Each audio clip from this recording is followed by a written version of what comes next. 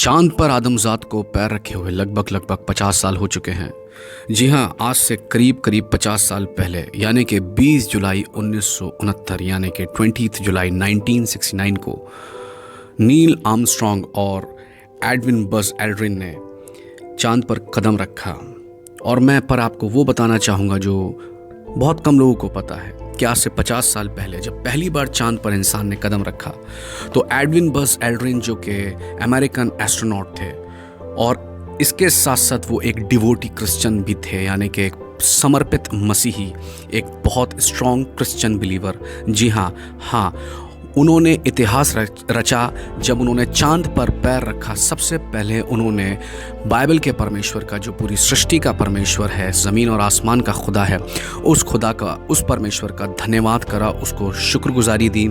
और उन्होंने क्या करा, उन्होंने सबसे पहले चांद पर थैंक्स गिविंग करने के बाद, गॉड को थैंक्स देने के बाद, बाइबल के ईश्वर को थैंक्स देने के बाद, उन्होंने वहाँ पर नील आर्मस्ट्रॉन्ग के बराबर में बैठकर पाक सैक्रामेंट यानी कि होली कम्युनियन को सेलिब्रेट करा। और उन्होंने इस बात के ऊपर बड़ा ही वो बहुत अमेज़ हुए इस बात को लेके, उनका दिल बहुत ही ज़्यादा खुशी से भर गया, शादमान हो गया कि चांद पर अगर ज़मीन से खाने वाली चीज़ अगर दो कोई गई हैं तो वो भी वो गई हैं जो कि होली कम्युनियन यानी सैक्रामेंट के लिए इस्तेमाल होता है। मैं आपको बता दूं, पहली बात तो सैक्रामेंट जिन लोगों को नहीं पता, या प्रभु भोज जिसे हम हिंदी में कहते हैं, उर्दू में पाकशा और इंग्लिश में हम लोग होली कम्युनियन बोलते हैं। होली कम्युनियन वो रस्म है जो कि यीशु मसीह ने लास्ट सपर में अपने शागिर्दों के साथ किया था। यानी जो यीशु मसीह ने लास्ट खाना, आखिर बार खाना अपने शागिर्दों के साथ खाया था, उसमें उन्होंने रोटी ली थी और वाइन का कप लिया था। और उस वाइन के कप को लेकर उन्होंने, यीशु ने बोला था कि जिस तरीके से ये वाइन अंगूरों को कुचल कर, ये वाइन जो रिप्रेजेंट करती है यीशु मसीह के ब्लड को रिप्रेजेंट करती है, जिस तरह के अंगूरों को कुचल कर ये रस निकलता है, उसका पूरा रस निकाल लेते हैं कुचल कर। इसी तरीके से यीशु मसीह ने बताया था, मेरी देह को मनुष्य जाति आदम जात के लिए कुचला जाएगा, और जैसे ही इसमें से वाइन निकली है, पूरा मेरा ब्लड इंसान की नजात के लिए, इंसान के उद्धार के लिए, मनुष्य जाति की मुक्ति और मोक्ष के लिए दिया जाएगा।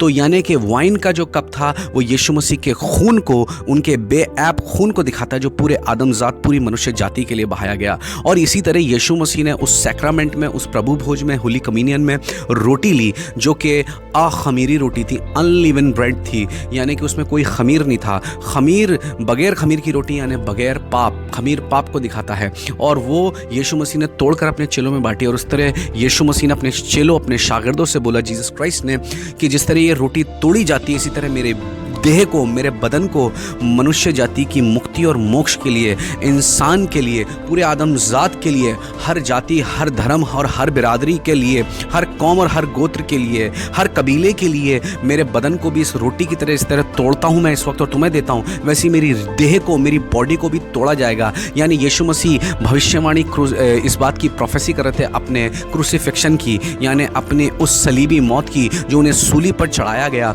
और मार दिया गया बेरहमी से। पर उसके पीछे एक बलिदान था जो पूरी मनुष्य जाति के लिए होना था। उसी बलिदान को, उसी कुर्बानी को जो यीशु मसीह ने पूरी कायनात, पूरी मनुष्य जाति, पूरे आदम जात के लिए दी, उसी को सेलिब्रेट नील आर्मस्ट्रॉन्ग के साथ मिलकर बज़ एल्ड्रिन ने चांद पर की। चांद पर कोई ये चीज़ ज़मीन पे से खाने वाली चीज़ गई तो वो गई जो कि यीशु मसीह के बलिदान को दिखाता है, यानी वो वाइन का कप और वो क्या कह सकते हैं, वो रोटी जो यीशु मसीह के उस मृत्यु को, जो मनुष्य जाति के लिए हुई, वो बलिदान, वो सेक्रीफाइस, उसको दर्शाता। उसको जाकर एल्ड्रिन ने चांद पर सबसे पहले सेलिब्रेट किया। तो ये कितनी बड़ी और कितनी मुबारक बात है। और यही नहीं, जो कि बज़ एल्ड्रिन, उन्होंने बड़ी प्यारी तरीके से बोला कि किस तरीके से नासा में मेरे जैसे और भी ऐसे विश्वासी, ऐसे ईमानदार लोग हैं, यीशु को मानने वाले, जो ये बिलीव करते हैं कि हम सब, इंग्लिश में इस तरीके से लिखा है कि NASA programme who does trust that we are doing is part of God's eternal plan for man, यानी कि हम लोग जो कर रहे हैं वो परमेश्वर की ही योजना में, हम लोग जो मनुष्य जाति के लिए उसका इटर्नल प्लान है, उसकी एक अनंत योजना है, उनकी अनंतता के लिए हम सब उसके प्लान का हिस्सा हैं। तो हम साइंटिस्ट भी उस प्लान को पूरा कर रहे हैं परमेश्वर के। तो जी हाँ, बज़ एल्ड्रिन एक बहुत ज़बरदस्त स्ट्रॉन्ग बिलीवर थे। मैं आपको वो ऑडियो सुनाना चाहता हूँ, जो ऑडियो जब चांद पर उन्होंने जब ये प्रभु भोज, ये सैक्रामेंट लिया, ठीक है, जीसस क्राइस्ट के बलिदान को, सेक्रीफाइस को जब उन्होंने याद किया, इस वाइन को और इस रोटी को लेकर, उसके बाद उन्होंने पूरे जो कि लोगों को संबोधित किया चांद पे से ज़मीन पर हर किसी को। तो उन्होंने ये ऑडियो सुनिए, ये उनका ओरिजिनल ऑडियो जब उन्होंने थैंक्स गिविंग करा और क्या बोला उन्होंने, ये सुनिएगा।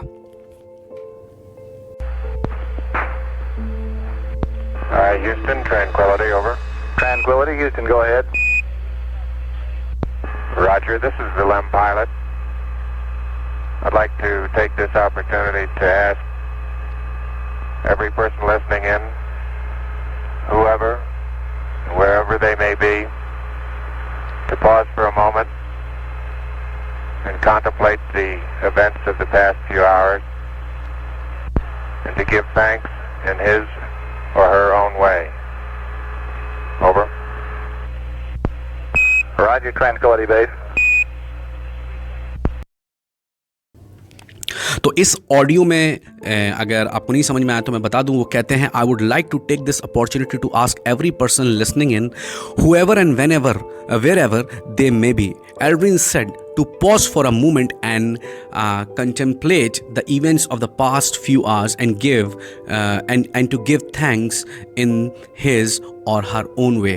यानी कि हम जहाँ भी कहीं हैं, जिस जगह पे भी हैं, इस क्षण के लिए परमेश्वर का धन्यवाद करें, ठीक है ना। और यही नहीं, एल्ड्रिन ने बाइबल के न्यू टेस्टमेंट में से जॉन 15 का 5th वर्स को भी पढ़ा, यानी यूहन्ना 15 का पाठ, जहाँ बहुत प्यारी बात लिखी हुई है। वहाँ पर लिखा है, इस तरीके से लिखा है, जहाँ पर यीशु मसीह ने बोला कि मैं अंगूर का दरख्त हूँ, यानी मैं क्या हूँ, मैं I am the true wine, ठीक है ना, मैं सच्ची दाखलता हूँ, ठीक है, और तुम डालियाँ हो। डालियाँ यानी बिलीवर्स जो हो गए वो डाली, यानी यीशु मसीह तो पेड़ हो गए, और जो उस पेड़ में जुड़ी हुई हैं वो डालियाँ यीशु मसीह को मानने वाले ईमानदार लोग, विश्वासी लोग हो गए, ठीक है ना। और वहाँ पर यीशु मसीह ने यूहन्ना 15 के 5 में इस तरीके से बोला है कि जब तुम क्या है कि whoever remains in me and I in him will bear much fruit, जो मुझ में बना रहता है, कायम रहता है, जिस तरह डाली पेड़ में बनी रहती है तो वो क्या करती है, फल लेकर आती है। और यहाँ पर यीशु मसीह ने ये भी बोला, जिस तरह डाली बगैर पेड़ में लगे कुछ भी खुद नहीं कर सकती, इसी तरह तुम भी मुझसे अलग होकर, अगर तुम मुझे अपने आप से सेपरेट कर दोगे, मैं पेड़ हूँ और तुम डाली, और डाली पेड़ से अपने आप को सेपरेट कर लेगी, तो तुम भी कुछ नहीं कर पाओगे। तो ये इस तरीके से अपने क्रिश्चियन फेथ को एल्ड्रिन ने चांद पर सेलिब्रेट करा।